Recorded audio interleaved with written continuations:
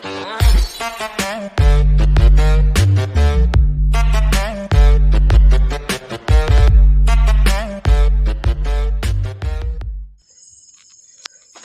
વિદ્યાર્થી મિત્રો, વીડી education YouTube ચેનલમાં તમારું હાર્દિક સ્વાગત છે।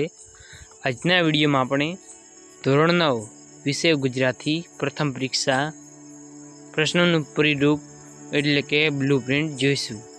તેનો સમય રહેશે 2 કલાક અને કુલ ગુણ છે 50। આ બ્લુપ્રિન્ટની પીડીએફ વોટ્સઅપ ચેનલમાં મુકાઈ ગયેલ છે અને વોટ્સઅપ ચેનલની લિંક તમને નીચે ડિસ્ક્રિપ્શન બોક્સમાં આપેલ છે, ત્યાંથી જોડાઈ શકો છો અને ધોરણ 9ની બધી જ બ્લુપ્રિન્ટો તમને વોટ્સઅપ ચેનલમાંથી મળી રહેશે। અને જો તમે ચેનલ ઉપર ન આવેલા હોય તો ચેનલને સબસ્ક્રાઈબ જરૂરથી કરી દેજો અને વિડીયો ગમે તો લાઈક કરો અને તમારા મિત્રો સુધી શેર જરૂરથી કરજો। ચાલો હવે વિડીયોની શરૂઆત કરીએ। તેમાં આપેલું છે હેતુઓ પ્રમાણે ગુણભાર, તમે તે જોઈ શકો છો। પછી આપેલ છે પ્રશ્નના પ્રકાર પ્રમાણે ગુણભાર, એટલે કે હેતુલક્ષી પ્રશ્નો 15 રહેશે અને તેમના કુલ ગુણ રહેશે 15।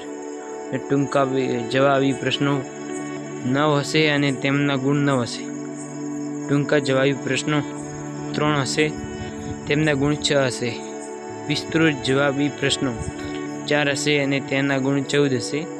નિબંધ પ્રકારના પ્રશ્નો 1 હશે અને તેના ગુણ રહેશે 6 અને કુલ પ્રશ્નોની સંખ્યા 32 હશે અને પ્રશ્નપત્ર કુલ 50 ગુણનું રહેશે। હવે આપેલો છે વિભાગ પ્રમાણે ગુણભાર। વિભાગ એ ગદ્ય વિભાગ, તેનો ગુણભાર છે 12। વિભાગ બી એટલે કે પદ વિભાગ, તેનો ગુણભાર છે 12।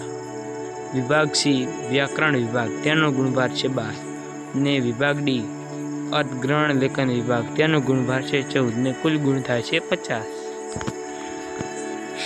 હવે તમને આપેલું છે પ્રથમ પરીક્ષાનું પ્રશ્નપત્રનું માળખું। પ્રશ્નક્રમ આપેલો છે, વિભાગ કરતા પ્રશ્નોની વિગત અને ગુણ આપેલા છે। તેમાં પહેલો છે વિભાગ એ એટલે કે ગદ્ય વિભાગ, 1 થી 2 પ્રશ્ન। નીચેના જોડકા યોગ્ય રીતે જોડો અને ફરીથી લખો। કર્તા કૃતિ, કૃતિ પ્રકાર, કૃતિ પાત્ર, પાત્રોક્તિ, આ પ્રકારના તમારે જોડકા પૂછાઈ શકે છે અને તેના ગુણ રહેશે 2। હવે પ્રશ્ન આપેલો છે 3 થી 4। આપેલ વિકલ્પમાંથી યોગ્ય વિકલ્પ પસંદ કરી ખાલી જગ્યા પૂરો। 2 ખાલી જગ્યાઓ પૂછવી, કૌંસમાં વિકલ્પ આપવા, દરેકનો 1 ગુણ અને કુલ ગુણ રહેશે 2। હવે પ્રશ્ન 5 થી 6 ક આપેલા પ્રશ્નોના એક વાક્યમાં ઉત્તર લખો, દરેકનો 1 ગુણ રહેશે અને કુલ ગુણ હશે 2। 7ના અથવામાં 7 આપેલા પ્રશ્નોના 3-4 વાક્યોમાં ઉત્તર લખો। 2 પ્રશ્ન પૂછવા અને તમારે તેમાંથી કોઈ પણ એક પ્રશ્ન લખવાનો રહેશે અને કુલ ગુણ હશે 2। હવે છે 8ના અથવામાં 8 એ આપેલા પ્રશ્નોના 8-10 વાક્યમાં ઉત્તર લખો। 2 પ્રશ્નો આપેલા હશે અને તમારે તેમાંથી કોઈ પણ એક પ્રશ્ન લખવાનો રહેશે અને કુલ ગુણ હશે 4। હવે છે વિભાગ બી એટલે કે પદ વિભાગ, પ્રશ્ન 9 થી 10 નીચેના યોગ્ય જોડકા જોડીને ફરીથી લખો, તેના ગુણ છે 2। કર્તા કૃતિ, કૃતિ સાહિત્ય પ્રકાર, કર્તા ઉપનામમાંથી કોઈ પણ એકનું જોડકું પૂછવું, દરેકનો 1 ગુણ, કુલ ગુણ 2।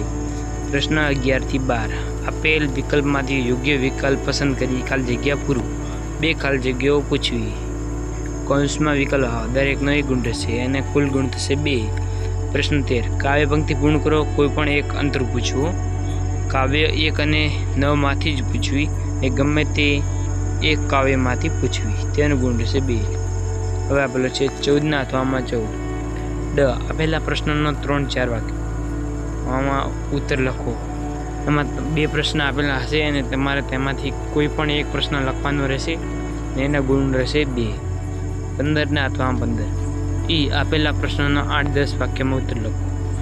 ગમે તે 2 પ્રશ્ન આપેલા હશે અને 2 પ્રશ્નોમાંથી તમને જે આવડતો હોય તમે તે એક પ્રશ્ન લખવાનો રહેશે અને તેના ગુણ રહેશે 4।